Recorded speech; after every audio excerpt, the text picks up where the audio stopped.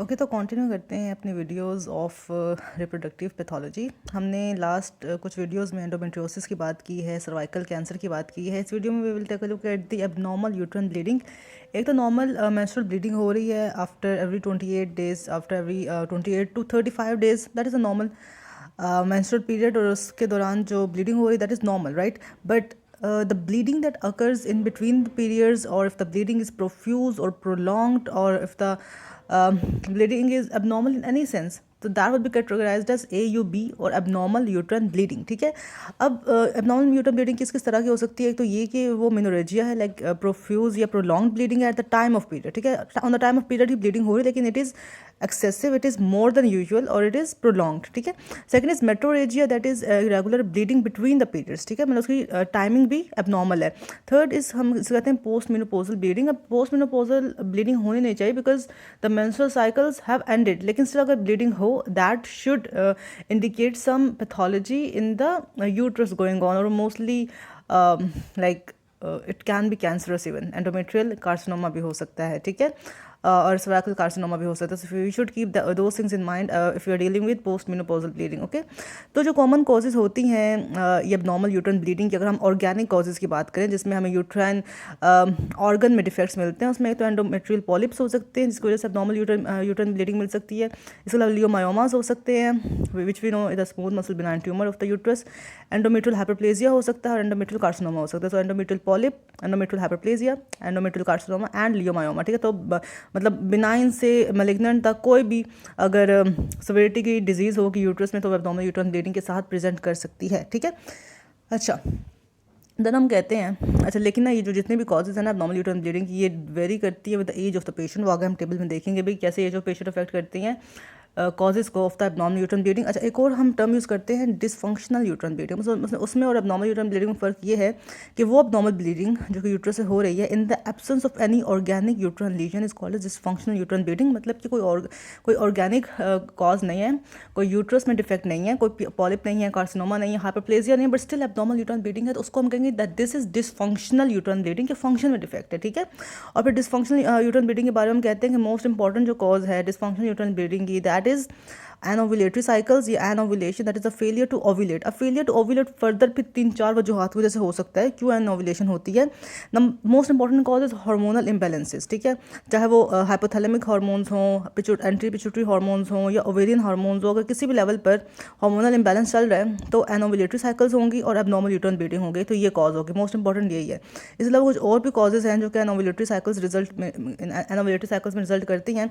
Number 1 is endocrine disorders, मतलब कि कोई रिप्रोडक्टिव हार्मोन्स का तो डिफेक्ट नहीं है बट बॉडी के बाकी हार्मोन्स भी डिरेंज्ड है, like thyroid hormones, adrenal hormones. ठीक है, और इसके अलावा पिट्यूटरी ट्यूमर्स हैं कोई, ठीक है, थायराइड डिजीज़, एड्रिनल डिजीज़ या पिट्यूटरी ट्यूमर, तो उसके केस में भी हमें डिरेंज्ड या हार्मोन्स मिलते हैं। एंडोक्राइन डिसऑर्डर्स की वजह से भी एनोवुलेटरी साइकिल्स रिजल्ट कर सकते हैं। इसके अलावा अगर कोई ओवेरियन लीजन्स हैं, लाइक एक फंक्शनिंग ओवेरियन ट्यूमर, इसको हम लाइक कहते हैं ग्रेनुलोसा सेल ट्यूमर, जो कि ओवेरियन हार्मोन बहुत ज़्यादा प्रोड्यूस कर रहा है।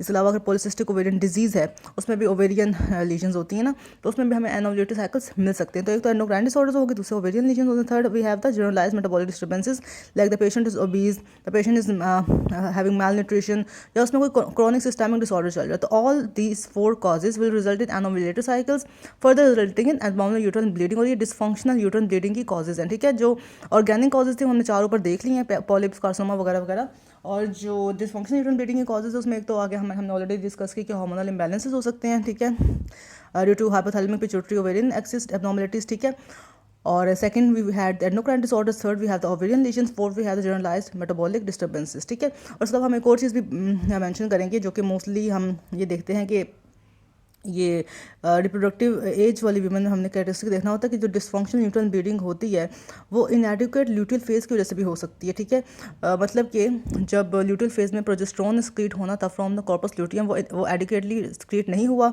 And there is an inadequate luteal phase, तो इसकी वजह से भी एबनॉर्मल यूट्राइन ब्लीडिंग रिजल्ट करती है। और ये रिप्रोडक्टिव एज ऑफ वीमेन में हम ऑब्जर्व करते हैं।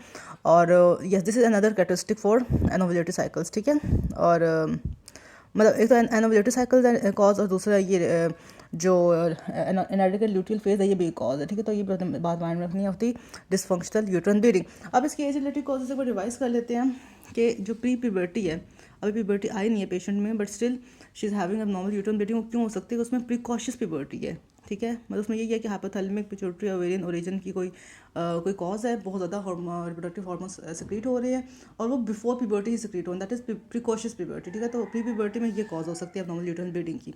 अगर एडोलेसेंस में प्रेजेंट किया बच्ची ने तो वो उसका मोस्ट इंपॉर्टेंट कॉज होती है एनोवेलेटरी साइकिल्स। अब एनोवेलेटरी साइकिल्स में बेशुमार कॉजेज हैं। उसमें अगेन एंडोक्राइन कॉज हो सकती है, ओवेरियन लीजन हो सकती है पेशेंट में, कोई जनरलाइज मेटाबॉलिक डिस्टर्बेंस हो सकती है, फिर कोई हाइपोथैलेमिक पिट्यूटरी ओवेरियन एक्सिस में फ्लक्चुएशंस हो सकते हैं, ठीक है।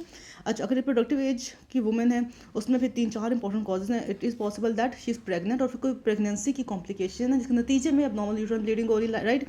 लाइक एक्टोपिक प्रेगनेंसी है, या फिर ट्रोफोब्लास्टिक डिजीज़ है, या फिर अबॉर्शन हो गया इसलिए एबनॉर्मल ब्लीडिंग हो रही है। तो हमें वो भी चीज़ें माइंड रखनी है while dealing with women of reproductive as, ठीक है। ट्रोफोब्लास्टिक डिजीज़ और अबॉर्शन और हमारे पास क्या है, एक्टोपिक प्रेगनेंसी। इसके अलावा कुछ प्रोलिफरेशंस भी एग्जिस्ट कर सकती हैं women of reproductive as, like उसमें लियोमायोमा हो सकता है, एडिनोमायोसिस हो सकती है, that is the presence of endometrial glands in the biometry मतलब यूट्रस, ठीक है। पॉलिप्स हो सकते हैं, एंडोमेट्रियल हाइपरप्लेजिया, कार्सिनोमा हो सकता है। तो अपने प्रोलिफरेशंस को भी माइंड में रखना while dealing with one of reproductive as.